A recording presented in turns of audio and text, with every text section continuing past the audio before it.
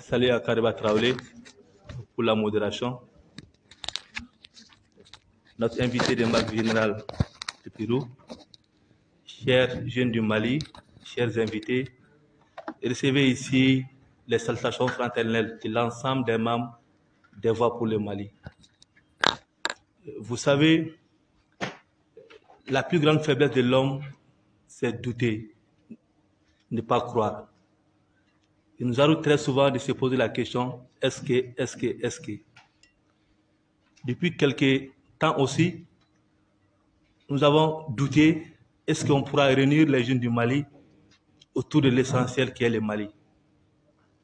Nous avons douté à un moment donné, est-ce que les jeunes du Mali vont s'allier à ces messages comme quoi le meilleur Mali qu'on souhaite ne pourra se construire sans sa jeunesse. Mais une jeunesse responsable, une jeunesse qui croit à son pays, une jeunesse qui se déploie pour chaque jour transformer les défis en solutions. C'est pour cela, il y a quelques mois de cela, nous nous sommes mis dans cet élan entre jeunes pour se poser la question, quels sont les plus grands défis du Mali de notre époque? Et de ces discussions, nous sommes revenus à la conclusion que notre pays, après 60 ans d'indépendance, fait face à d'énormes défis. Les défis d'aujourd'hui sont liés à des défis de la paix, de la sécurité et de la bonne gouvernance. Nous nous sommes dit qu'il était important pour nous jeunes de se mettre ensemble dans un regroupement qu'on s'est fait appeler des Voix pour le Mali, pour que chacun dans sa localité puisse dire qu'est-ce que je peux faire pour apporter la stabilité du pays, qu'est-ce que je peux apporter pour le développement de ma localité. C'est là qu'on a créé ces mouvements dont la vision est de construire un meilleur Mali, mais que ce meilleur Mali soit porté par sa jeunesse. Lorsqu'on doute souvent, il arrive que notre foi ou l'espoir ou l'espérance nous permettent d'agir. Et de cette foi, nous nous sommes dit, malgré que les défis soient importants, que ce soit des défis qui dépassent nos petits moyens, lorsqu'on agit de façon locale, est-ce qu'on agit de façon individuelle, nous pourrons changer ces pays. Aujourd'hui, comme il l'a dit, nous allons parler du Mali 61. Et nous devons célébrer, c'est avec fierté que nous devons célébrer ce 22 septembre. Mais nous avons pensé, c'est bien de fêter, mais c'est aussi bien que nous puissions analyser les défis actuels, comprendre les enjeux, comprendre le rôle et la place de toutes les parties prenantes aujourd'hui dans la stabilité du Mali. C'est pour cela que nous avons estimé utile de créer des cadres d'échange entre les jeunes des différentes localités, avec toutes les parties prenantes, pour que nous, jeunes, nous puissions comprendre déjà.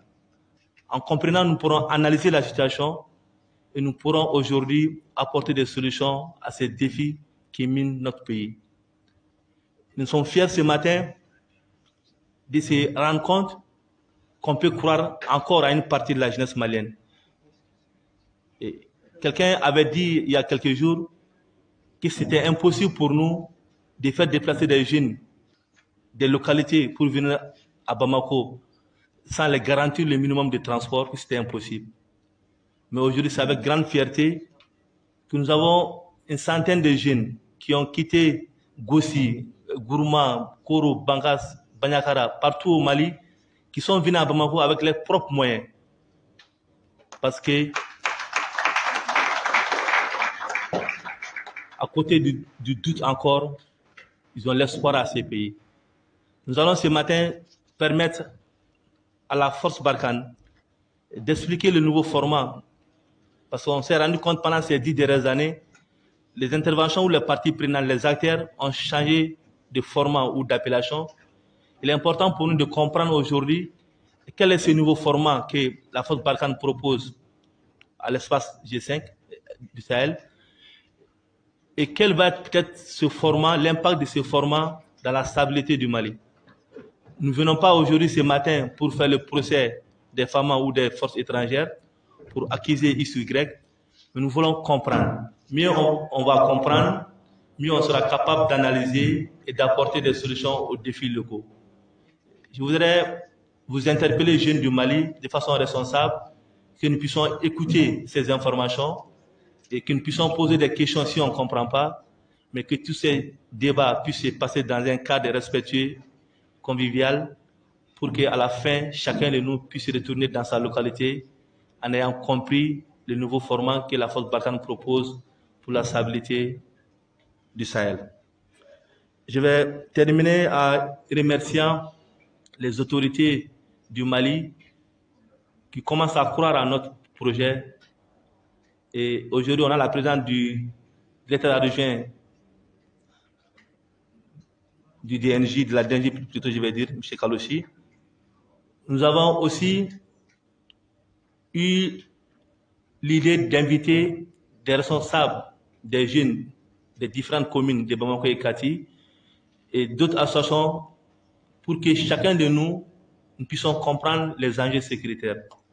Je vais m'arrêter là en laissant la place à l'essentiel qui va être le débat pour que nous puissions comprendre, mais encore ayons l'esprit ouvert de poser des questions, mais encore des questions qui pourront aider le Mali à se stabiliser. Parce que malheureusement, on n'a pas d'autre pays que le Mali. Et les jeunes constituent les cibles et les premières victimes de l'instabilité du Mali. Nous, jeunes du Mali, nous avons tout à gagner lorsque le Mali sera stabilisé. Je voudrais en tout cas vous souhaiter une excellente matinée d'échange et soyez les bienvenus à cette activité Mali 61 dont l'objectif principal c'est de contribuer à renforcer l'amour de la patrie en milieu jeune. Aujourd'hui, le Mali ne compte plus pour les jeunes. Il serait important que nous portons le Mali dans nos cœurs pour que le Mali puisse vivre longtemps. Merci beaucoup. Ensuite nommé général de brigade le 1er juin 2021, il s'est raconté le 20 juillet à Bamako en qualité de représentant de Barkhane au Mali. Notre invité est marié et père de 4 enfants. Mesdames et messieurs, je vous prie de recevoir le général de brigade Étienne du Pérou pour le panel. Merci beaucoup. Je vous remercie d'abord de la chaleur de votre accueil et puis aussi de l'émotion qui est la mienne quand je vois d'abord la jeunesse malienne qui est ici présente, qui est ici représentée, et puis la vigueur avec laquelle elle chante l'hymne national du Mali. Je pense que pour un militaire, c'est forcément un moment important. Je ne ferais pas le métier que je fais si je n'étais pas particulièrement sensible à la manifestation patriotique de nos alliés, parce que je suis ici, parce que nous sommes un allié du Mali. Peut-être la première chose et le premier message que je voulais vous transmettre. Peut-être, vous avez vu un petit peu mon parcours, je ne reviendrai pas dessus, mais peut-être effectivement juste vous dire, j'ai en fait, dans toute ma carrière militaire, contrairement à un certain nombre de militaires français qui ont peut-être été dans des théâtres plus diversifiés, moi j'ai surtout servi en Afrique, en Côte d'Ivoire, à Djibouti, ça a été rappelé, au Tchad, au Niger. J'ai été passé au Mali à 2 occasions. Et donc, je voulais aussi vous dire que j'aime l'Afrique. Voilà. Donc, c'est un continent que j'aime. Et puis, il y a une autre chose que je voulais vous dire, c'est ça fait plaisir de rencontrer des représentants de la jeunesse, parce que ce qui frappe un Européen comme moi quand il vit en Afrique, c'est la jeunesse du continent. Moi, je suis issu d'une nation qui vieillit. Je peux m'en désoler parfois, mais c'est comme ça. J'ai 4 enfants, donc j'essaye de travailler à remédier à ça. Mais ça fait plaisir d'être dans des endroits où il y a de la jeunesse, parce que la jeunesse, c'est la vie, et la jeunesse, c'est l'avenir. Voilà pour cette petite introduction. Je vais essayer de ne pas être trop long. Je vais essayer de ne pas parler trop longtemps, de parler une vingtaine de minutes, parce que je pense que ce qui est important après, c'est plutôt de laisser la place au dialogue et aux questions. Malheureusement, mon temps est compté, donc je vais essayer de ne pas trop manger mon créneau en parlant tout seul, parce que je pense que ce qui est intéressant, c'est les échanges. Et en même temps, je vais quand même vous faire une petite présentation formelle, parce que ça servira justement de support à vos questions, à vos interrogations et au dialogue qu'on pourra avoir. Je vais articuler mon propos en 3 temps. Je vais d'abord vous parler un petit peu du bilan et de l'historique de Barkhane, avant de vous parler de la transformation de Barkhane. Je pense que ce qui est important, c'est que je vous donne ma vision du pourquoi, de ce qu'a fait Barkhane, etc. Parce que je pense qu'on ne peut pas comprendre les choses du présent et de l'avenir si on ne se réfère pas un petit peu au passé. Ensuite, je vous détaillerai forcément cette transformation de Barkhane parce que je pense qu'elle suscite beaucoup de questions et qu'elle est encore mal comprise.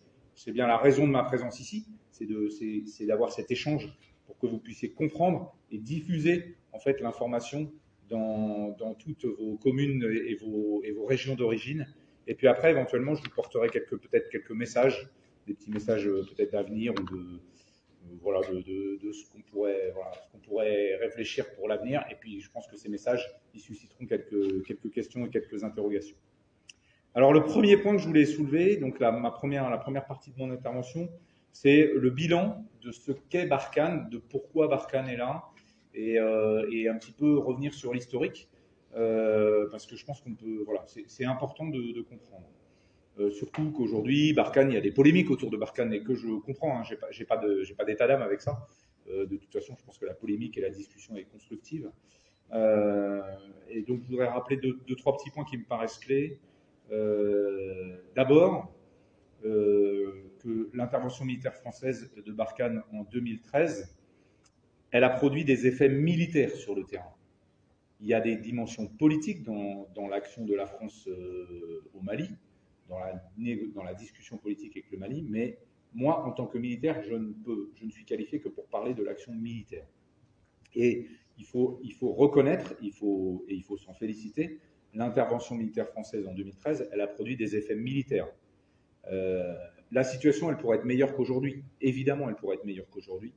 Mais je pense qu'il faut que nous nous rappelions que quand Barkhane est arrivé en janvier 2013, Tombouctou et Gao étaient tombés, le drapeau noir flottait sur tout le nord du Mali, et les groupes djihadistes progressaient vers Bamako.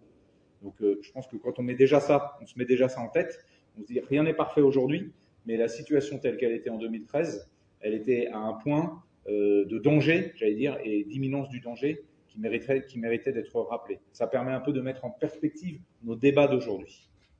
Le deuxième point qui me paraît important sur ce petit rappel sur l'historique, c'est que de ce fait, une fois que Serval a fini sa mission, hein, donc Serval c'est quelques mois, donc le Nord était reconquis, on va dire. Le Nord il y avait une phase de dialogue qui était en cours avec les populations du Nord.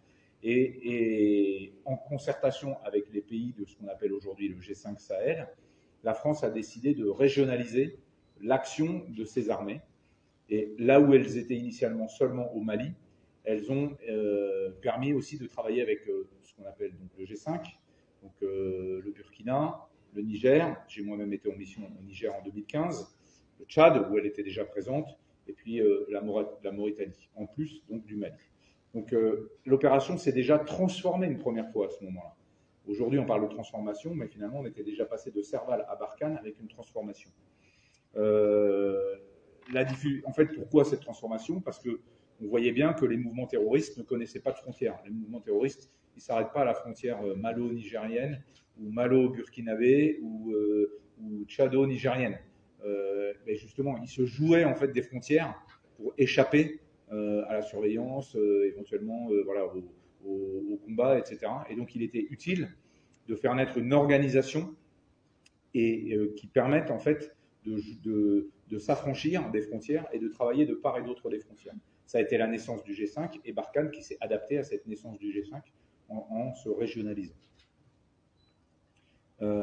J'ajoute, on parle de mouvements terroristes, que ces mouvements aussi, dans ce jeu avec les frontières, avec quoi ils jouent? Ils jouent avec les affaires de trafic de drogue, trafic d'armes, trafic d'êtres humains.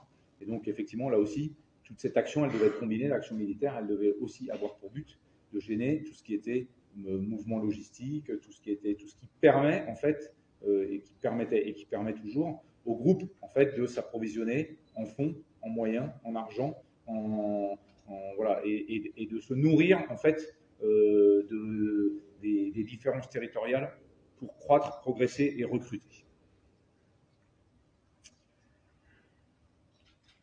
Donc cette extension, elle s'est faite en parallèle que le G5 permettait de travailler de part et d'autre des frontières en créant une organisation avec une force, la force conjointe du G5 Sahel. Donc cette force conjointe du G5 Sahel, c'est pas quelque chose de, j'allais dire, c'est pas créé à partir de rien. Ce sont les pays qui ont décidé de dédier une partie de leurs forces militaires pour travailler ensemble, en général dans les zones frontalières, ce qu'on appelle des fuseaux. Dans les zones frontalières, et dans ces zones frontalières, avec un commandement unique qui est ici à Bamako, et qui est tournant en fonction du pays qui préside le G5. En fait, cette force conjointe, elle a pour but d'assurer une meilleure coordination. Et Barkhane est en appui de cette force conjointe, comme Barkhane est en appui de la force des forces maliennes, des forces nigériennes. Ça ne se substitue pas aux forces nationales, mais ça vient essayer de créer de la coordination entre les forces régionales. Je sais que la force conjointe du G5, je sais que le G5 est parfois cible de certaines critiques. J'allais dire, c'est les critiques de la jeunesse, c'est la critique faite à la jeunesse. Et appartenant à une nation qui sait ce que c'est que la difficulté de monter une coalition, la France appartient à l'OTAN depuis l'après-guerre, après la Seconde Guerre mondiale. La France a été dans les coalitions, notamment au moment de la guerre de 14. Une coalition, ça ne naît pas du jour au lendemain. Une coalition, c'est extrêmement difficile, mais c'est comme un travail d'équipe ou un travail de groupe. Ça demande à chacun de comprendre comment réagit l'autre, ça demande à chacun de comprendre quels sont les impératifs qu'a celui avec qui on travaille. Ça demande à chacun de comprendre ses intérêts et à des moments d'accepter une forme de partage, de renoncement. Et donc ce G5, qui est à mon avis porteur de beaucoup d'espoir, il a besoin encore de progresser, de devenir de plus en plus efficace. Et c'est ce à quoi travaille l'état-major du G5 qui est ici à Sénou. Moi, j'ai eu l'occasion de les voir, de les rencontrer. Alors, rien n'est parfait, de toute façon. Dans la vie, rien n'est parfait. Mais je peux attester du fait qu'il y a une volonté, en fait, des différents pays de progresser, de s'améliorer et de mieux travailler ensemble. Dernier point peut-être de cette première partie sur le bilan, je crois qu'il faut aussi savoir dire que des succès ont été enregistrés et des succès ont été réels. Barkhane n'est pas une force surpuissante, elle ne peut pas tout. Elle a choisi, selon un principe militaire bien connu, de concentration des efforts, de se concentrer dans certaines zones, et notamment depuis le sommet de Pau, donc depuis environ un peu moins de 2 ans, il avait été décidé en coordination avec le gouvernement malien et en coordination avec nos alliés du G5, de concentrer nos efforts dans la partie Liptako-Gourma, parce qu'on ne peut pas être partout. Et puis parce qu'il y a d'autres forces qui agissent, je pense notamment aux forces de la MINUSMA, on pourra y revenir. Et donc, il avait été décidé de faire comme objectif prioritaire d'agir contre le terrorisme dans le Liptako-Gourma. Et effectivement, je dis bien agir contre le terrorisme parce que le mandat de Barkhane, c'est bien la lutte antiterroriste et la lutte contre les groupes terroristes. Le mandat de Barkhane n'est pas, parce que nous n'en avons pas les moyens, de protéger l'ensemble des populations sur toute la zone malienne, pour une simple et bonne raison, c'est que ce n'est pas avec la force Barkhane qu'on peut assurer la sécurité, et puis la sécurité des populations d'un État, c'est du ressort de l'État. C'est du ressort des autorités locales et des autorités de l'État. Donc cette stratégie de lutte contre les groupes armés terroristes qui a été confirmée à Pau, elle a permis d'obtenir un certain nombre de résultats. Et le plus récent, vous le savez, donc la force Barkhane,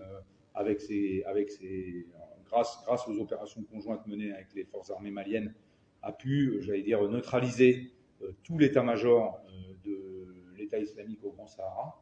Ça s'est concrétisé récemment par la neutralisation de Abu Walid al-Sahraoui, mais j'allais dire, peu importe, c'est pas tel ou tel, c'est quelque chose d'important, parce qu'effectivement, quand le poisson pourrit par la tête, hein, donc quand on coupe la tête, c'est toujours une bonne chose en termes de succès militaire. C'est un succès militaire évident, important, évident, qui ne dit pas que la lutte est définitivement gagnée, mais montre que, en fait, cette stratégie d'avoir fait un effort ciblé contre un ennemi ciblé a permis d'obtenir des résultats. Ça ne veut pas dire que rien n'a été fait contre notamment le RVIM, mais les actions continuent contre le RVIM. C'est ces deux ennemis précis qui ont été ciblés par Barkhane au cours de ces 2 dernières années, et cela a produit des résultats importants. Pour autant, tous ces succès tactiques ne sauraient servir de solution politique. Je vous l'ai dit, moi je parle en tant que militaire, je veux vous parler des effets militaires, des actions militaires, mais tout ça doit être relayé par de véritables progrès au niveau politique. Et Barkhane ne peut qu'appuyer une résolution politique à cette crise que connaît le Sahel et que connaît le Mali. Et donc, cette résolution politique, la France a essayé aussi, là aussi d'appuyer des solutions, d'appuyer le dialogue. Vous savez tous qu'il y a un accord qui a été signé, l'accord de paix et de réconciliation, sous l'égide de l'Algérie. La France n'a qu'un statut d'observateur dans cet accord. Je ne rentrerai pas dans les détails. Mais nous, en revanche, de notre côté, et Barkhane y a pris sa part, avec d'autres acteurs français, comme l'Agence française pour le développement, comme un certain nombre d'appuis aux humanitaires, la France a aussi favorisé, voulu appuyer le retour de l'État, et le retour de l'État dans les zones desquelles il était parti. Alors, je pense qu'ici, il y a des tas de gens qui viennent d'endroits, et ils auront sûrement des témoignages à apporter, et peut-être des témoignages ne sont pas des témoignages les plus positifs sur le retour de l'État, j'en suis tout à fait conscient. De toute façon, nous ne sommes qu'au milieu d'un effort de longue haleine, mais il faut bien comprendre que cet effort militaire, il n'était pas unique et il était appuyé sur d'autres choses. Alors, c'est moins dans mon domaine, c'est pas moi militaire qui suis dans ces nous, on est juste en appui. On n'est pas, j'allais dire, on est ce qu'on appelle concourant en général dans les armées. On dit il y a des gens qui sont menants et des gens qui sont concourants. Donc on est plutôt concourant, mais c'est quand même quelque chose qu'on a gardé en tête. Et ça a bien sûr été mené dans une logique de sortie de crise. Et nous espérons, nous souhaitons, nous encourageons le gouvernement à continuer ce retour de l'État, à continuer ces efforts d'administration, de développement, pour permettre aux gens de retrouver en fait une vie la plus normale possible. Et c'est parce que c'est comme ça en fait qu'on pourra contrer l'action des terroristes qui se nourrissent eux aussi de l'absence de l'État, de la frustration des populations, parce que ça génère un certain nombre de gens qu'on peut recruter, à qui on peut donner une Kalachnikov contre voilà, et une forme de salaire, et qui en fait nourrissent tous ces groupes. On sait très bien l'importance du développement, du retour de l'État, de l'accès au travail, pour lutter aussi contre la désespérance sociale qui génère la bascule dans le terrorisme d'un certain nombre de gens qui n'adhèrent pas forcément à une idéologie terroriste, qui en fait basculent parce qu'en fait c'est un moyen de survie. Mais je pense que vous avez tous en tête des témoignages bien plus précis que les miens. Pour en parler, on pourra l'évoquer. Et tout ça pour dire qu'en fait cette action militaire, elle n'a pas vocation à durer éternellement. L'action militaire de la France, elle n'a pas vocation à durer éternellement, et c'est le sens, ça a été rappelé, de la décision française qui avait été préparée depuis longtemps, et préparée, contrairement à ce que certains disent, en liaison avec les gouvernements concernés, pour dire voilà, il faut qu'on fasse évoluer, parce que nous n'avons pas vocation à nous substituer pendant éternellement à ce que doivent faire les forces de sécurité et de défense des pays dans lesquels nous agissons. C'est le sens, en fait, de la transformation de Barkhane qui a été voulue par le président de la République française en dialogue avec l'ensemble des partenaires pour dire voilà, il est temps d'évoluer, la menace a évolué, il y a un certain nombre de choses qui ont changé, la menace a bougé géographiquement, elle s'est éventuellement étendue par certains endroits et elle nécessite qu'aujourd'hui on change, d'autant que les forces de sécurité, de défense et de sécurité des pays ont pu progresser, ont fait des efforts dans tel ou tel domaine qui permettent aujourd'hui une forme de réarticulation de cette force Barkhane. Alors, nous pensons donc que les conditions, donc c'est mon deuxième point, que j'ai appelé en route vers la transformation, nous pensons donc que les conditions d'une transformation de Barkhane sont aujourd'hui réunies par les succès opérationnels obtenus, on vient d'en parler, par un retour même limité, mais qui existe, de l'État. Et donc, il était important de s'adapter à ce nouveau contexte, à l'évolution de la menace, qui est peut-être affaiblie dans le Liptako, comme je l'ai expliqué, mais qui se déplace vers les Sud, pour prendre en compte la montée en puissance de certains de nos partenaires, les FAMA, les forces armées nigériennes au Niger, qui sont bien appuyés aussi par un engagement multinational important. Vous savez comme moi que l'Union européenne, à travers la mission EUTM, ou à travers les appuis qu'elle fait à la FCG5 ou la MINUSMA, sont aussi d'autres forces qui ont développé leurs capacités ici et qui permettent à la France de dire que la force Barkhane faisait beaucoup de choses et aujourd'hui il y a des choses qui sont faites par d'autres, ce qui permet à la force de se réarticuler et de se redimensionner. Et puis, voilà, l'ensemble de ces facteurs se sont conjugués avec une volonté politique claire, hein, exprimée par le président de la République française, de passer le relais, un relais progressif et préparé. Et ça, c'est vraiment important. Je pense que ça a été parfois mal compris. Les gens ont dit Barkhane s'en va. Barkhane ne s'en va pas.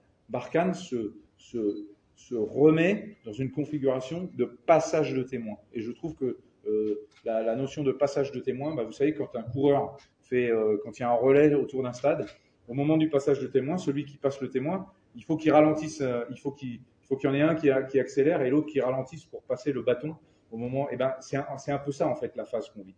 Aujourd'hui, si on veut pouvoir passer le témoin, il faut que Barkhane en fasse un peu moins, donc ralentisse un peu, et que les FAMA, si on parle du Mali, eux accélèrent un peu pour avoir en fait cette tuilage. Et l'idée, c'est vraiment que progressivement, on en ait un qui puisse prendre la tête à la place de l'autre. Et c'est vraiment dans cette logique que Barkhane se transforme. Ce qui ne veut pas dire que le coureur qui passe le témoin s'arrête. Il ne s'arrête pas. Il modifie sa trajectoire, il modifie sa vitesse de course, mais il ne s'arrête pas. Voilà, si on veut continuer sur ce petit exemple du passage de témoin. Alors, qu'est-ce que c'est que cette restructuration de Barkhane? Comment elle va se faire? Et là, on va rentrer un petit peu dans le détail.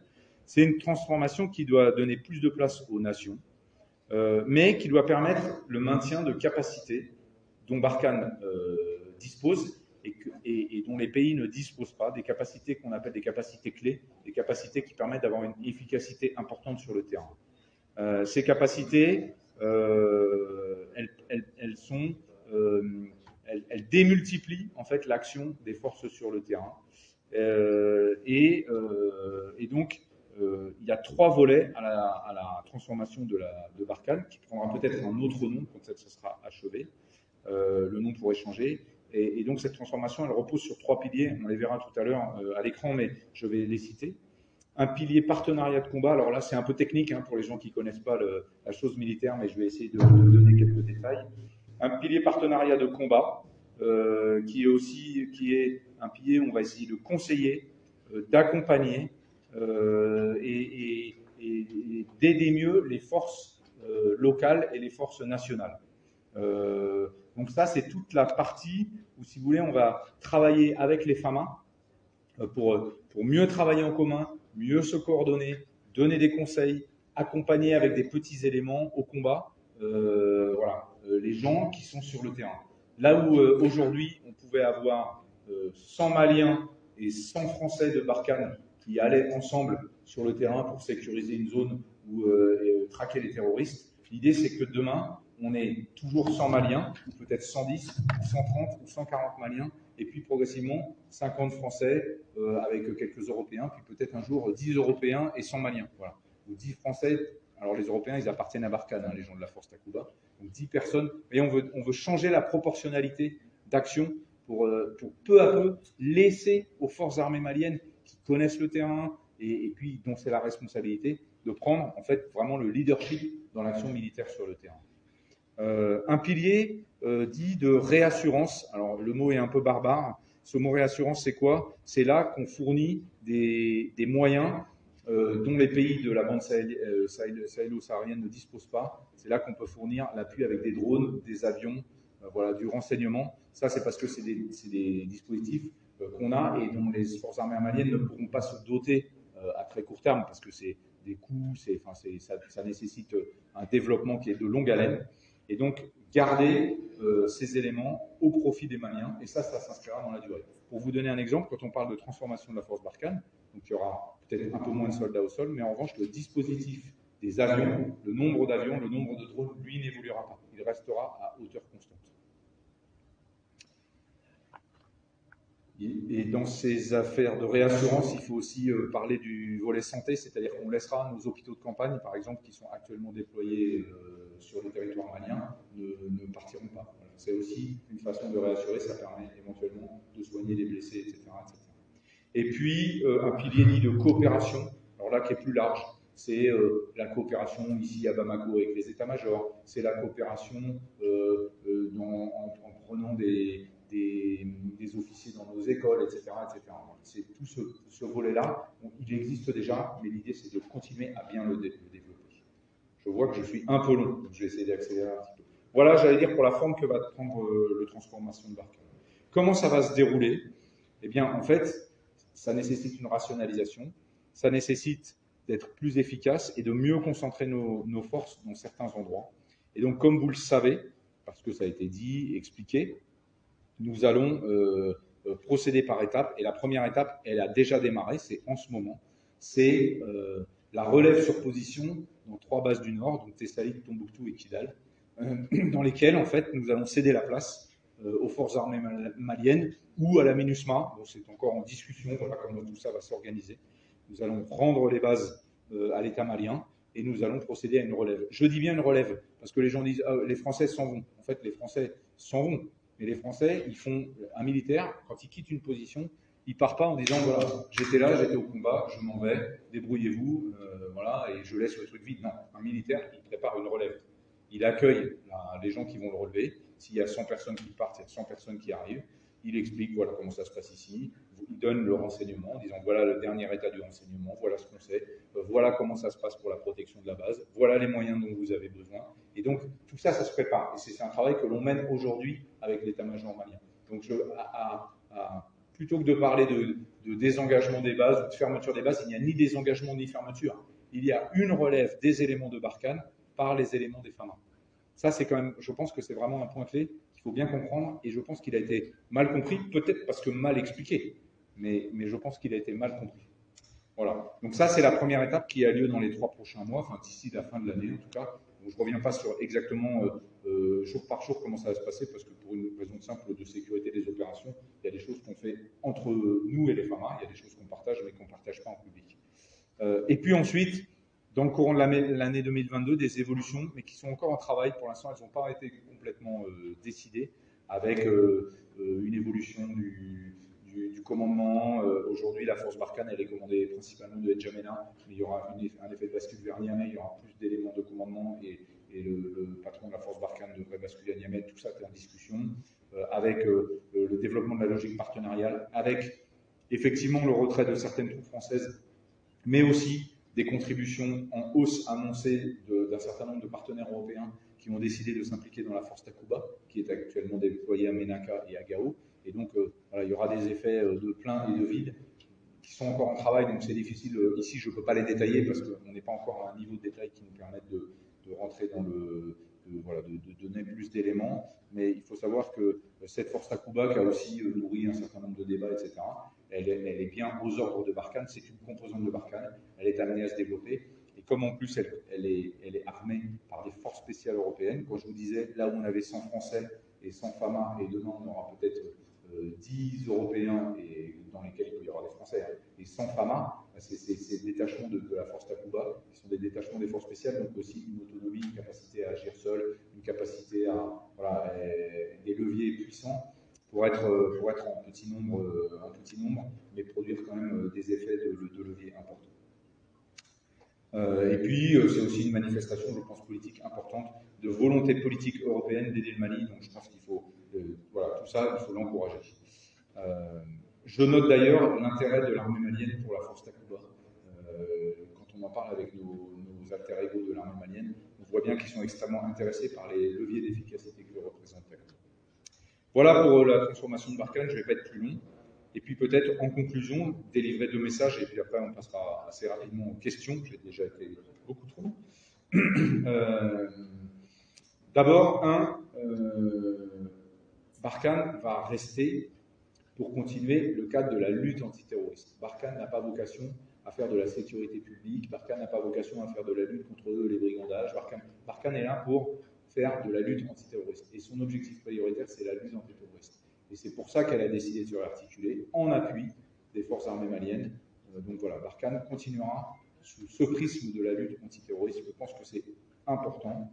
et que les moyens dont on dispose peuvent permettre, en complément de tout ce que fournissent le renseignement malien, etc., le renseignement de nos partenaires européens ou même américains, ça permettra de continuer à lutter contre les groupes terroristes dont on sait qu'ils n'opèrent pas qu'au Mali, qu'ils ont des ramifications, qu'ils sont affiliés à des franchises internationales, et donc il faut qu'on continue avec vous à lutter contre le terrorisme.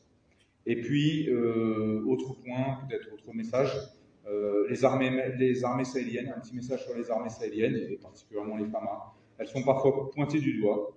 Et pourtant, moi je peux témoigner des efforts extrêmement importants qu'elles fournissent, des efforts que fournissent les FAMA, des progrès qu'ils ont accomplis et des progrès qui leur permettent d'obtenir aujourd'hui des succès opérationnels. Alors la guerre, c'est la friction, la guerre c'est l'incertitude, la guerre c'est le brouillard. Donc, tout n'est pas parfait et tout est difficile. Et l'ennemi, lui aussi, il harcèle, il obtient des résultats. Mais je peux vous dire que les forces armées maliennes, on peut les féliciter parce qu'elles progressent. Et je pense, j'ai confiance sur leur capacité de jour en jour à mener des actions de plus en plus efficaces pour participer à cette lutte et pour prendre en charge en premier à la lutte contre le terrorisme.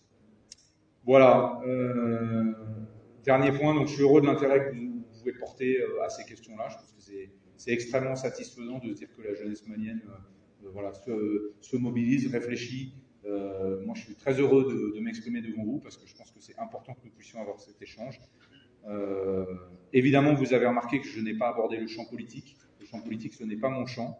Je ne méconnais pas les difficultés politiques. Vous savez très bien que la relation politique, elle est aussi aujourd'hui, voilà, il y a des événements politiques qui se passent au Mali que je ne commenterai pas ici, mais qui peuvent aussi perturber peut-être notre jugement. Moi, je me place en tant que militaire, et en tant que militaire, je peux vous dire que on va continuer nos efforts sous une forme différente, c'est la transformation de Barkhane, mais on va aussi les continuer sous une forme différente parce que nous sommes avec des partenaires maliens qui savent faire, qui savent de mieux en mieux faire, qui savent qui savent faire de plus en plus de choses, et que c'est bien pour ça qu'on est capable aujourd'hui de transformer la force Barkhane.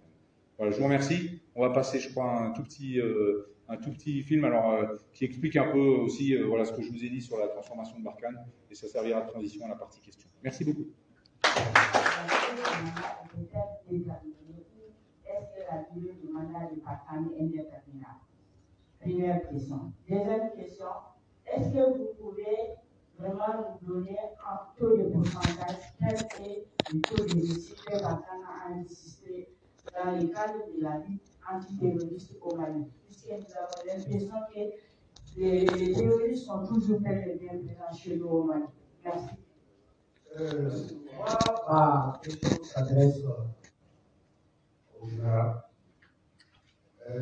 Moi, je voudrais savoir, selon le rapport des forces Barkhane, quel est le résultat d'un Barkhane à l'État au courant. Le bilan est positif dans l'État au courant. Ça, c'est ma première question. La deuxième question, vous avez dit que les forces Barkhane vont quitter dans 3 localités, j'espère bien. C'est-à-dire Tombouctou et l'autre zone. Pour pouvoir quitter, j'espère bien qu'il faut quand même des raisons. C'est-à-dire, selon vous, est-ce que la stabilité dans ces 3 localités est une positive? Parce qu'on ne peut pas se dire seulement et quitter comme ça, c'est dire au résultat positif.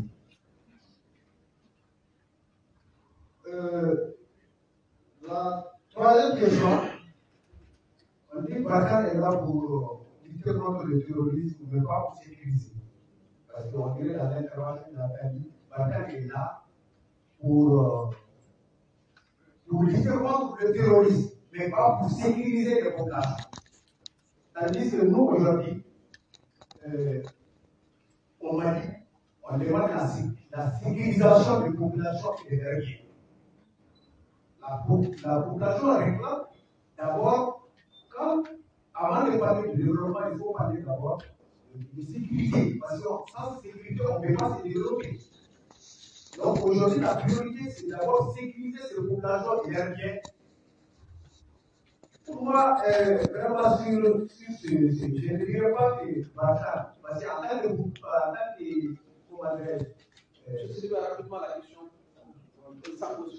Ah, d'accord. Donc, je disais, en tant qu'habitant du Gouvernement, pour moi, vraiment, Barkhane a fait beaucoup, mais vraiment, le bilan est très négatif pour moi. Parce que selon mon comportement, là où je vis, mon entourage, vraiment, les forces Barkhane, le bilan est à revoir. Voilà. Alors, écoutez, ce n'est pas des questions simples, et il y en a certaines qui se rejoignent. Je vais essayer d'y répondre toutes, et en vérité, je pense que on se doit la vérité, donc je vais les prendre une par une. Sur la première, et sur les inquiétudes, effectivement, de dire qu'il y a plus de morts maliens que de morts français. D'abord, il y a plus de Maliens sur le terrain que de Français sur le terrain. C'est déjà une première chose. C'est-à-dire qu'aujourd'hui, la force Barkhane, c'est 5000 personnes. 5000 personnes sur l'ensemble de la bande sahélo-saharienne. Dans les 5000 personnes, vous avez aussi toute la partie commandement, toute la partie mécanique, toute la partie logistique qui est plus importante pour une force comme la nôtre qui vient, j'allais dire, qui a tous ces flux logistiques qui viennent d'Europe, etc. Donc vous imaginez bien qu'après, j'allais dire, des soldats qui portent un fusil sur le terrain, c'est une petite partie de ces 5000 personnes. Aujourd'hui, donc déjà, il y a un rapport de proportionnalité qui n'est pas le même entre Maliens et Français. Donc, et comme je vous disais, quand on part en opération avec les Maliens, on essaye d'être, aujourd'hui, le ratio, c'est une centaine de Français et une centaine de Maliens, mais il y a des tas d'opérations que les Maliens mènent seuls, ce qui est normal. Je veux dire, nous, on n'est que dans certaines zones. Il y a des tas d'opérations que les Maliens mènent seuls, sur lesquelles on essaie de les appuyer, par exemple, avec nos avions, etc., et dans lesquels ils peuvent avoir des pertes, alors que nous, on n'est pas avec eux à ce moment-là, parce qu'on est incapable d'être avec l'armée malienne partout où elle agit. Aujourd'hui, si on prend les récents événements, à Boni, par exemple, à Boni, il n'y a pas de Barkhane. Donc à Boni, il n'y a pas de perte de Barkhane parce que forcément, quand il y a des gens, des FAMA qui sont tués dans une embuscade à Boni, nous on essaie d'intervenir avec nos avions, mais on n'a pas de gens au sol. Et voilà. Et donc on ne va pas se livrer à un compte morbide, mais nous on déplore évidemment toutes ces pertes, c'est évident. Mais il y a un moment où le simple rapport de nombre de gens sur le terrain fait qu'effectivement il y a moins de morts français que maliens, mais sachez que dès qu'on peut, et si on peut éviter, évidemment, ces morts maliens, nous sommes des frères d'armes. Cette notion de frères d'armes, pour tout soldat, elle est importante. Mais il n'y a pas de mort qui compte moins que d'autres. Voilà. Ça, c'est quand même, je tiens quand même à le dire. Chaque mort est un drame. Chaque soldat tué au combat, pour un soldat, que ce soit chez ses alliés ou dans ses propres troupes, c'est toujours un drame. Et je ne peux pas me réjouir du fait qu'il y ait des enfants du Mali qui meurent aujourd'hui, comme je ne peux pas me réjouir qu'il y ait des enfants français qui meurent aujourd'hui ici, mais tous ces morts, ils ont pour moi la même valeur. Je voudrais quand même vous dire ça, voilà, et qu'il n'y ait pas le moindre doute sur cette question. Sur le niveau de collaboration, oui, bien sûr que nous communiquons à l'état-major malien nos opérations. Nous avons des réunions. Nous avons d'abord des gens dans nos états-majors respectifs. Aujourd'hui, il y a des soldats français qui sont à l'EMGA, à l'EMGA ici, qui sont au centre opérationnel et qui tous les jours font la liaison pour qu'on soit coordonné. De toute façon, quand vous avez 2 ou 3 forces ou 4 forces au sol, vous êtes obligé de coordonner parce que sinon c'est trop dangereux. Donc oui, nous disons à l'état-major malien ce que nous faisons, et oui, l'état-major malien nous dit. Alors après, dans un niveau de détail qui peut dépendre selon les zones, je veux dire, ce que l'état-major malien fait à Ségou, on n'a pas besoin forcément de le savoir parce que nous, on n'est pas à Ségou, donc là, si vous voulez, on s'informe moins. On est prioritairement sur les actions où on agit ensemble.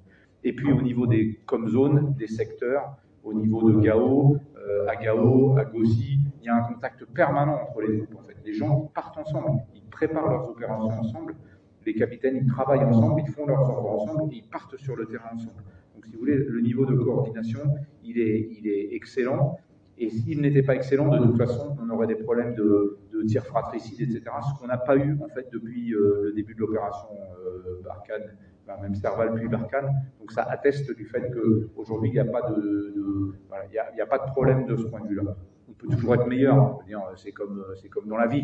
Il y a toujours la communication. Parfois, on est pris un peu de vitesse, mais franchement, je pense qu'on est arrivé à un degré de maturité de collaboration qui n'a pas de, il n'y a pas de sujet. Donc voilà. Alors, pourquoi la France ne communique pas et notamment, je crois que c'était l'exemple des engins de chantier, etc. Il y a deux choses dans la communication. D'abord, on pourrait toujours communiquer plus, mais il y a un moment où on ne peut pas saturer un espace médiatique indéfiniment. Donc, dans la communication, on essaye de dire ce qui nous paraît le plus utile. Dans la communication avec les populations, il y a un certain nombre de choses qui existent. Il y a des radios qui existent, il y a des diffusions. Je sais très bien que tout est perfectible.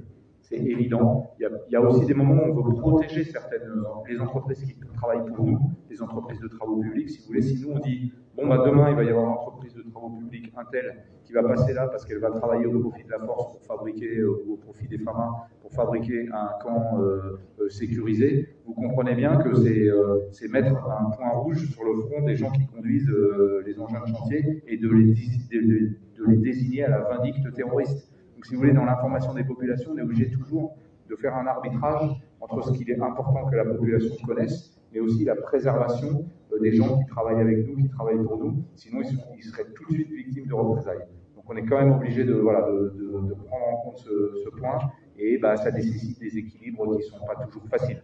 Mais on essaye de le faire au mieux, mais c'est pas simple. Voilà. Donc, je pense que ça répond un peu à la question qui m'a été posée. Sur les hôpitaux, puisque c'était une partie de la question, oui, c'est de la médecine de guerre. Ça ne veut pas dire qu'on ne fait pas de l'assistance médicale à la population, mais c'est vrai que ce n'est pas le cœur de la mission, et puis il y a un moment, on ne peut pas tout faire. Donc oui, c'est prioritairement de la médecine de guerre. Maintenant, je sais que nos médecins, quand ils peuvent, ils font un peu d'assistance médicale, mais franchement, ce champ-là, il est aussi couvert par d'autres. Il est couvert par l'action humanitaire. On ne peut pas tout faire. On n'y arrivera pas. Et en plus, les humanitaires ne sont pas forcément très favorables à ce que les forces militaires fassent de l'assistance aux populations. Ce qu'on peut comprendre, elles estiment que ça, c'est leur rôle, et que c'est leur rôle dans le sens aussi du fait qu'elles sont impartiales, alors que nous, elles nous reprochent. C'est pas méchant ce que je dis, c'est normal. Elle nous reproche notre partialité. Nous, forcément, on est dans un camp. On est dans le camp de Bamako. On est dans le camp du Mali. Donc, si vous voulez, ça peut aussi parfois poser un certain nombre de sujets. Voilà pour les hôpitaux. Sur la durée du mandat, oui, le mandat, quand Barkhane est intervenu quand Serval a commencé, il n'y avait pas de durée de mandat. Mais si demain, le gouvernement malien nous demandait de partir, là aussi, je suis dans un champ politique. En tant que militaire, je sais que si demain un gouvernement demandait à la force Barkhane de partir, la force Barkhane partirait. Clairement. Un gouvernement, alors il faut que le gouvernement soit légal et légitime, c'est un autre débat. Mais si un gouvernement nous demandait de partir, je ne vois pas pourquoi nous resterions. Pour l'instant, à ma connaissance, mais peut-être que quelqu'un peut le contredire, je ne crois pas que le gouvernement malien ait souhaité le départ de la force Barkhane. Le pourcentage du taux de réussite, alors ça c'est compliqué. C'est compliqué parce qu'en fait les mouvements terroristes ils sont extrêmement plastiques, ils montent, ils descendent. Vous savez qu'il y a des gens, ils ont le matin une Kalachnikov, puis l'après-midi la houe. Donc c'est difficile de dire, voilà, est-ce qu'on gagne, est-ce qu'on perd, est-ce qu'on progresse. La question, mais j'ai connu ça ailleurs, hein, j'ai connu ça en Côte d'Ivoire, j'ai connu ça en Centrafrique. La question, vous allez peut-être trouver que je coupe un peu dans les virages, mais c'est de dire, et si nous n'étions pas là, comment serait la situation? Voilà. Je suis, si vous voulez, vous connaissez l'histoire du petit garçon, il est sur une plage et il y a des étoiles de mer partout sur la plage, et alors il retourne, il y a des dizaines et des dizaines d'étoiles de mer, et donc elles sont retournées parce qu'elles ont été amenées par la marée, et donc il les retourne pour les remettre à l'eau, qu'elle ne meure pas sur le bord de la plage au soleil. Et puis il y a un adulte qui passe et qui lui dit mais tu vas jamais sauver toutes ces étoiles de mer, enfin, je veux dire ton travail il a. Et il dit oui, mais toutes celles que je retourne et que je jette à la mer, elles sont sauvées. Donc voilà, je ne peux pas vous dire mieux, c'est-à-dire que c'est un effort permanent. Il faut remettre l'ouvrage sur le métier. Et je ne sais pas quel est je sais qu'on obtient des succès. Je sais qu'il y a des choses, on apporte un peu de sécurité, mais rien n'est parfait et on ne peut pas le faire seul. Mais en tout cas, tant qu'on sera là, et tant qu'on portera ce treillis, les militaires français, tant qu'ils porteront ce treillis, avec les moyens qui leur sont donnés, je peux vous dire qu'ils feront un maximum. Voilà, je ne peux pas vous dire. Voilà, je pense que j'ai répondu. Il y avait deux questions un peu sur les résultats, donc je les ai Alors, pour le départ des 3 localités, je crois que c'était vous, monsieur, qui posiez la question. Est-ce que la situation... Enfin, voilà. Ce que j'ai essayé de vous dire, c'est... En fait, j'aime pas le mot départ, c'est pour ça que j'ai employé le mot relève. C'est-à-dire, vraiment, l'idée, c'est... on passe le témoin à quelqu'un.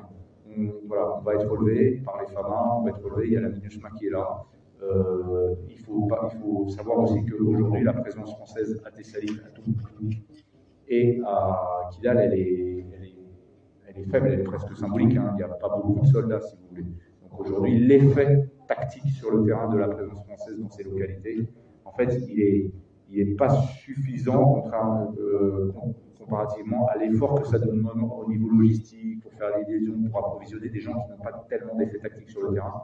Et donc le fait de les regrouper et de les disposer ailleurs ou autrement, en fait, ça nous permettra de les rendre plus efficaces. Vous savez, c'est comme quand on disperse un effort.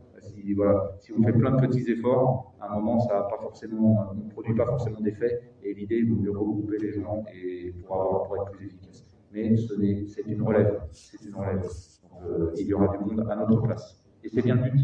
Le but, c'est pas de rester ici pendant 20 ans, 30 ans, 40 ans. Le but, c'est, si on ne nous a pas demandé de partir, si je reprends la première question, mais moi, j'aimerais qu'on puisse partir. Si le Mali est en paix, il faut qu'on puisse partir. C'est important. Voilà, c'est un autre débat. La sécurisation de la population et la lutte antiterroriste, oui. En fait, la lutte antiterroriste, c'est une composante de la protection de la population. Mais effectivement, il y a plein d'autres domaines. Mais il y a le domaine de la justice, il y a le domaine de la police. Ça, c'est pas la France qui va le faire, c'est pas Barkhane qui va le faire, c'est un État malien qui va le faire. Il y a aussi la MINUSMA, dont c'est le mandat particulier de protéger les populations. Mais vous savez comme moi, le pays est immense, c'est extrêmement difficile de contrôler l'ensemble. On fait tout ce qu'on peut pour que la police, la justice se redéploient. Barkhane, là où elle est, essaye de concourir à la protection de la population. Mais j'aimerais, voilà, c'est les petites étoiles qu'on retrouve.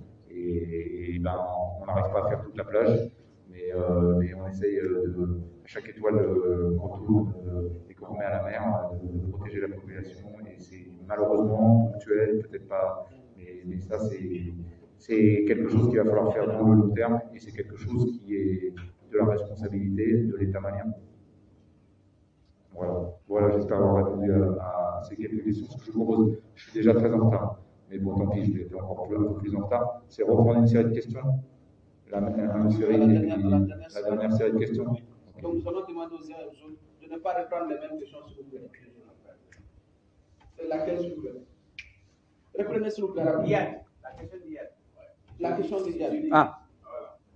Oui, la question d'hier. S'il était identifié, s'il était localisé,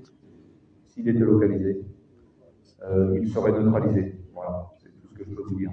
C'est que nous faisons tous les efforts pour le. Voilà, si le jour où Yaga Gali sera localisé, il n'y a aucun doute sur le fait que nous ferons ce qu'il faut pour faire en sorte qu'il ne puisse plus nuire à la paix au Mali. Donc il est un des, voilà, il fait partie avec d'autres de ceux qui ne font rien pour que la paix soit rétablie dans ce pays. Et donc, il n'y a aucun doute sur le fait que tous les efforts sont faits pour que cet homme arrête de nuire à la paix. Okay. Moi, c'est Suleiman Kouika, représentant de AFP, Association médiatique pour la paix. Bien, la question est la suivante. Malgré la présence de Barkhane, avec tous ses moyens logistiques et tout, on continue d'assister à des tueries à tout moment. Qu'est-ce qui explique cela? La situation était plus calme qu'en 2013, ça va arriver à maîtriser. Aujourd'hui, il y a plus de tranquillité, mais nous voyons plus de tueries de longueur de journée. Qu'est-ce qui explique cela? Merci. Merci beaucoup. Il y a quelques jours, le président français a fait l'annonce. Donc, moi, j'ai à peu près 3 questions. L'armée malienne a-t-elle participé à cette opération avec Barkhane? 2. Pourquoi c'est le président français qui annonce le décès? Voilà. Maintenant, en ce qui concerne le Takuba, j'aimerais connaître le rapport entre Barkhane et le Takuba sur le terrain. Il peut nous donner un chemin de coordination entre Barkhane et Takuba. Troisième question, tout le monde a constaté que l'insécurité, l'instabilité a migré vers le centre du Mali, notamment Ségou, Mopti, une partie des Prigoro. Barkhane a-t-elle un projet pour le centre du Mali? Alors, merci. Merci beaucoup. Merci et merci pour votre franchise. Alors, je vais prendre les questions dans l'ordre. Il y en a quelques-unes qui se recoupent, peut-être que voilà, on verra. Malgré la présence de Barkhane, la situation, il y a plus de tueries, il y a plus de voilà. Pourquoi? Alors, il est difficile de répondre à cette question. D'abord, ce que j'ai essayé de faire passer comme message, c'est qu'effectivement, Barkhane n'est pas partout. Donc, il y a des endroits où on ne peut pas être et où il se passe des choses. Et puis, malheureusement, en fait, l'ennemi s'est adapté. L'ennemi, là où il attaquait Tombouctou ou Gao en 2013 et 2014, et il se concentrait, où il attaquait des bases. En fait, pourquoi l'ennemi attaque les populations? Pour semer la terreur. Parce qu'il n'ose plus attaquer les bases. Parce que maintenant, quand il attaque les bases, et pas seulement les bases de Barkhane, quand il attaque les bases des Famas, quand il attaque les bases des Famas, là où les Famas sont, eh ben, l'ennemi prend des défaites. L'ennemi, il y a des endroits où il a été obligé de fuir, de reculer, où il a été détruit. Et en fait, du coup, alors il s'attaque de la manière la plus lâche qui soit aux populations. Pourquoi il s'attaque aux populations? Ça résulte d'une stratégie. C'est la stratégie de la terreur. Il veut terroriser les populations pour les faire basculer et pour les obliger à basculer dans son camp et pour montrer que l'État n'est pas capable de s'occuper de lui, des populations, et prendre sa place. Il dit, regardez, moi, j'ai créé le vide, j'ai apporté la terreur. Enfin, ça ne dit pas, il crée le vide, il apporte la terreur. Et après, il dit, regardez, je viens avec une solution. Ma solution, c'est que les hommes, voilà, c'est la charia, enfin, voilà, si vous voulez, il apporte un mode de gouvernance. Et donc, effectivement, il s'adapte en fait à la menace. Donc, on fait tout ce qu'on peut, mais j'allais dire, c'est aussi le résultat d'une certaine efficacité. Là où autrefois, il attaquait les Famas, en fait, maintenant, ils s'en prend de la manière la plus lâche possible aux populations. Et face à ça, c'est vrai qu'il est difficile de trouver des solutions. La solution, c'est le retour de l'État, c'est le retour voilà, de forces plus nombreuses, c'est le retour d'une gouvernance. Et il faut continuer à avancer pour améliorer tout ça. Ça rejoint peut-être la question du centre. Je vais répondre tout de suite à la question du centre. Pourquoi Barkhane, est-ce que Barkhane projette quelque chose dans le centre? Barkhane ne projette rien dans le centre. Pour déjà une simple et bonne raison, c'est que l'État malien a toujours souhaité que Barkhane ne soit pas dans le centre. Donc il n'y a pas de demande pour que Barkhane soit dans le centre. Quand les problèmes ont commencé dans le centre, il a été stipulé que, voilà, il a été vu que Barkhane ne serait pas dans le centre. Barkhane est sur la partie nord du pays. Donc ça, j'allais dire, c'est une entente politique entre nos deux pays.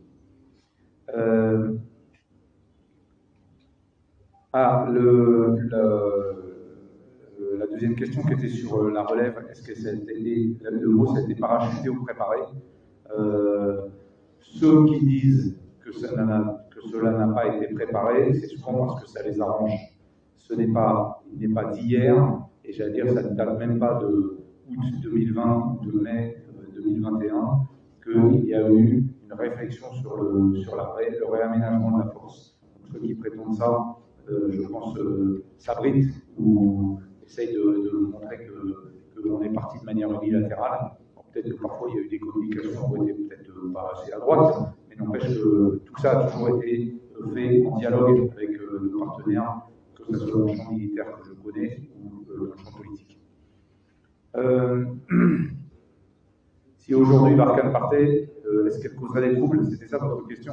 Ou est-ce que cela provoquerait-il un trouble? Oui, c'est-à-dire que, effectivement, si Barkhane partait d'un coup, ça provoquerait un trouble, c'est évident. Là où on est, alors je ne parle pas des bases du Nord, j'ai parlé de relève, où c'est encore des petites bases, mais là où on a beaucoup de monde, notamment dans la région de Gao, par exemple, dans la région de Benaka, dans la région de Gossi, c'est sûr que si on partait du jour au lendemain, oui, ça provoquerait un trouble, c'est évident. Ma question n'a pas été comprise. Oui, mais voilà. Si aujourd'hui, le gouvernement malien demande aux forces de Barkhane de quitter le Mali, est-ce que vous n'avez pas laissé un tour au Mali? Oui, en partant, c'est-à-dire de causer des problèmes encore au Mali. Est-ce que vous pensez que c'est dans notre intérêt de causer des problèmes supplémentaires au Mali? Je ne crois pas. En tout cas, écoutez, s'il vous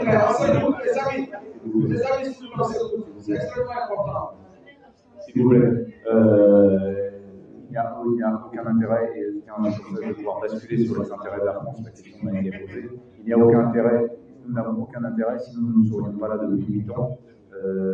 Il n'y a aucun intérêt pour la France que la situation empire au Mali, c'est évident. Donc jamais nous ne ferons quoi que ce soit, j'allais dire, qui serait de nature, de manière volontaire, à créer une situation plus dramatique, ou plus grave au Mali. Ça, c'est certain. Enfin, sur les intérêts, comme ça me permet de répondre à la question sur les intérêts de la France. J'aurais beau protester, j'aurais beau expliquer, il y aura toujours des gens qui expliqueront que la France est là pour payer les richesses du Mali, que la France a des intérêts, que la France n'a que des intérêts, que la France, etc., etc. C'est très difficile. J'allais dire, je ne peux protester que de notre bonne foi. Je veux dire, si la France avait des intérêts économiques, bien sûr, il y a des liens économiques et on a, si vous voulez, c'est des intérêts entre eux. C'est-à-dire que la France n'a aucun intérêt à ce qu'il y ait un effondrement du Mali et que les choses se passent mal avec le Mali. Vous le savez très bien, moi, avant de venir ici, j'habitais à Paris. On en croise des Maliens dans la région parisienne, il y en a quelques-uns, je suis sûr que parmi nous, tout le monde connaît quelqu'un. Donc, je veux dire, nos pays, ils ont des relations, ils ont des liens, on n'a aucun intérêt. Parce que, voilà, il y a des intérêts entre eux, c'est-à-dire que si ça se passe mal entre nos deux pays, il y aura des conséquences. Mais aujourd'hui, je ne crois pas que, il n'y a pas d'intérêt caché de la France. Vous savez, on parle des mines d'or, les machins. Enfin, la France n'est pas un pays où il y a des grandes entreprises minières. Enfin, je veux dire que tout ça n'a pas de sens, je crois, et donc je ne peux pas relayer de telles choses, mais c'est toujours difficile, c'est toujours difficile d'essayer de trouver l'évidence. Donc voilà.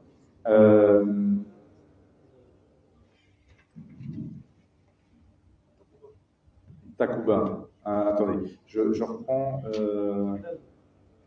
Ouais, Kidal et Takuba. Je pense que j'ai répondu aux autres questions. C'est Kidal 2013, votre question. C'est Kidal 2013. Vous faites référence à Kidal en 2013. Est-ce que la France. Non, Kidal aujourd'hui. À Kidal aujourd'hui, il y a un fort contingent de la MINUSMA. Donc aujourd'hui, de toute façon, quand nous quittons Kidal, les choses auront été bien vues avec les FAMA, avec la MINUSMA. Après, le sujet de Kidal, c'est un sujet qui doit être effectivement pris en compte politiquement et sur lequel, comme je vous l'ai dit tout à l'heure, la présence militaire française n'est pas impactante aujourd'hui. Le sujet à Kidal, il est plus politique que militaire, et la décision de rendre la base de Kidal aux forces armées maliennes et voir après, enfin, ça va se traiter avec la MINUSMA. Je pense qu'il n'y a pas de, je pense, tout ça va se discuter au niveau politique, mais je n'ai pas particulièrement de commentaires à faire sur cette question. Takuba, il faut bien comprendre que Takuba est un élément de Barkhane. Aujourd'hui, les jeunes de Takuba, quelqu'un m'a posé la question de la coordination entre Barkhane et Takuba. Il y a forcément une coordination puisque Takuba obéit aux ordres de Barkhane. En fait, les Européens, si vous voulez, entre guillemets, se mettent à disposition de la France en fournissant des troupes à Takuba. Donc le chef de Takuba, c'est bien le commandant de la force de Barkhane. Et le chef du commandement de la force de Barkhane, c'est le chef d'état-major français à Paris. Donc il n'y a pas de commandement autonome européen sur les forces de Takuba. Elles obéissent et elles s'incluent dans les opérations menées par Barkhane. Voilà, j'espère avoir répondu à l'ensemble des questions. J'ai été un peu vite, mais malheureusement, il faut que je vous laisse, parce que j'ai un impératif. Mais une question en point de vue. Ah, oui, si vous voulez, en fait, si vous voulez, ça dépend de ce qu'on dit, l'opération. La frappe qui a été menée par un drone français, elle a été menée par un drone français. Ça, il n'y a pas de pilote de drone malien dans les cabines qui pilotent les drones. Mais en revanche, ce qui a permis d'aboutir à la neutralisation, c'est tout un ensemble d'opérations qui ont été menées pendant de longues semaines avant la frappe. Et c'est des échanges de renseignements, des opérations sur le terrain coordonnées entre les forces à chaque fois, quasiment chaque fois qu'il y a un soldat français sur le terrain, il y a un soldat malien qui agit dans la même zone avec lui en coordination. Donc oui, si vous voulez, oui, ce qui a abouti à la frappe, pas le moment où on a appuyé sur le bouton, mais tout ce qui a permis d'appuyer sur le bouton a toujours impliqué les forces armées maliennes, et notamment dans le domaine renseignement, présence sur le terrain. Sinon, on serait, de toute façon, nous ne saurions le faire tout seuls. Voilà.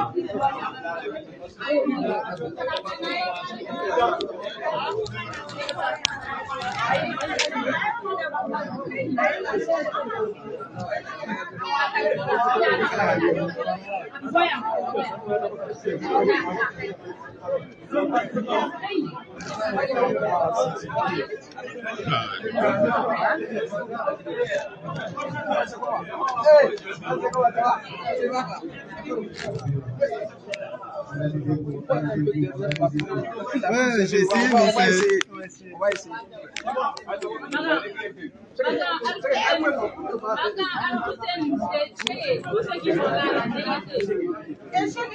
C'est bon?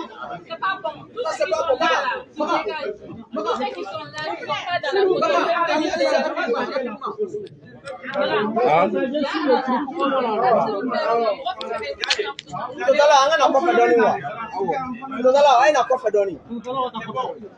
C'est pas bon. C'est pas du tout bon.